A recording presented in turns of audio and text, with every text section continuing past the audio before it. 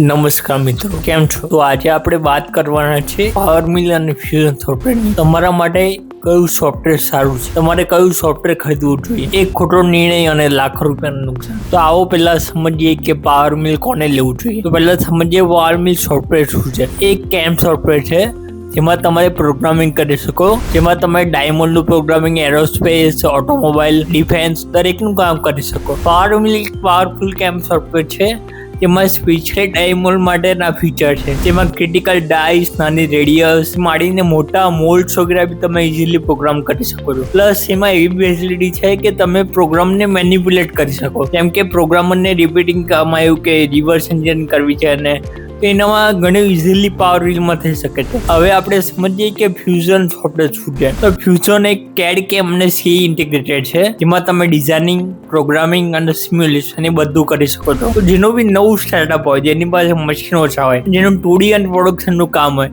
તો એના માટે ફ્યુઝન સોફ્ટવેર બેસ્ટ છે. તો જે લોકોને વધારે 2D કામ કે પ્રોડક્શનના જોબ આવતા હોય તો એ લોકો ફ્યુઝન સોફ્ટમાં જઈ શકે છે. આ એક ક્લાઉડ ટેકનોલોજી છે, તો જેનો યુઝ કરીને એકદમ ઇઝીલી તમે તમારું સ્ટાર્ટઅપ કરી શકો છો, નવા સોફ્ટવેરનો યુઝ કરી શકો છો. પ્લસ તમે કોઈ જૂનું યુઝ કરતા હોય તો બી અપગ્રેડ બહુ ઓછી કિંમતમાં કરી શકાય છે. અને તમારે જો આ બે વચ્ચેનો તફાવત જોવો હોય અને ડેમો જોવો હોય તો મારો કોન્ટેક્ટ કરો, મારા પર્સન તમારે ત્યાં આવશે અને એક ડેમો બતાવશે.